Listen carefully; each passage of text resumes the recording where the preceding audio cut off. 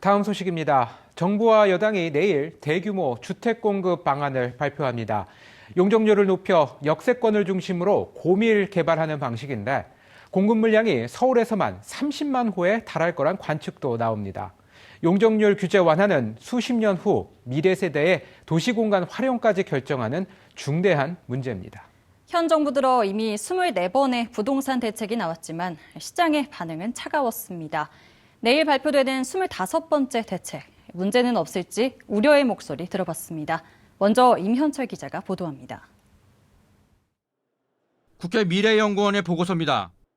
중동의 건설 특수 효과로 국내 아파트 투기 수요가 기승을 부리자 지난 1977년 민간 아파트 분양가 상한제가 처음으로 도입됩니다. 분양가 상한제는 이후 경기 상황에 따라 또 정권에 따라 지금까지 시행과 폐지가 반복되고 있습니다. 10년 후인 1980년대 후반에 다시 부동산 시장이 과열되자 일산, 분당 등 1기 신도시 건설과 함께 토지공개념 3법이 도입됩니다. 토지공개념의 대표적인 제도인 초과이익 환수제 역시 역대 정권을 넘나들며 시행과 유예를 반복하고 있습니다. 경기가 좀 나빠지고 그러면은 경기를 이제 부양해야 되겠다. 이런 목적 때문에 이제 막 그 수요를 부추기는 오히려 그런 정책들을 피워왔던 거예요. 정부는 그때그때 이제 다른 정책을 추진하게 되어 있고 결국 오랫동안 보니까 이 주택 가격은 결코 떨어지지 않더라. 라는 것을 학습을 하게 된 거예요.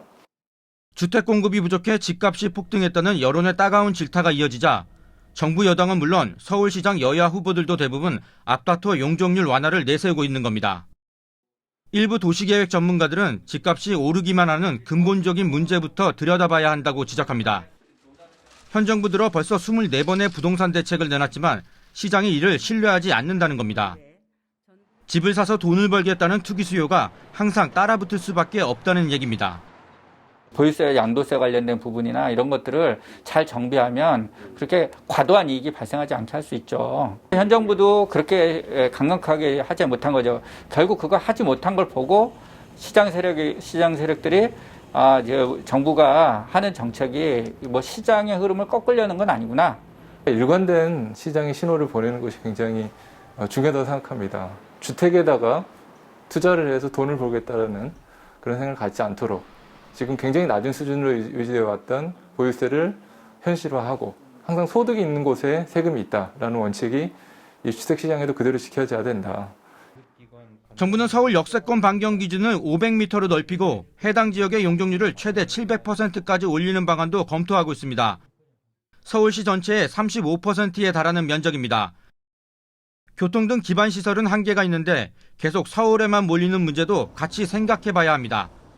더 주택이 공급이 되기 때문에 더 많은 사람들이 수도권으로 몰려올 수밖에 없는 거죠. 그렇지 않아도 지금 지방 소멸 이런 얘기가 나오는데 국토균형발전이라고 하는 다른 더 큰 어떤 그 정책의 목표가 흔들릴 수 있기 때문에 이거는 분명히 같이 가야 된다.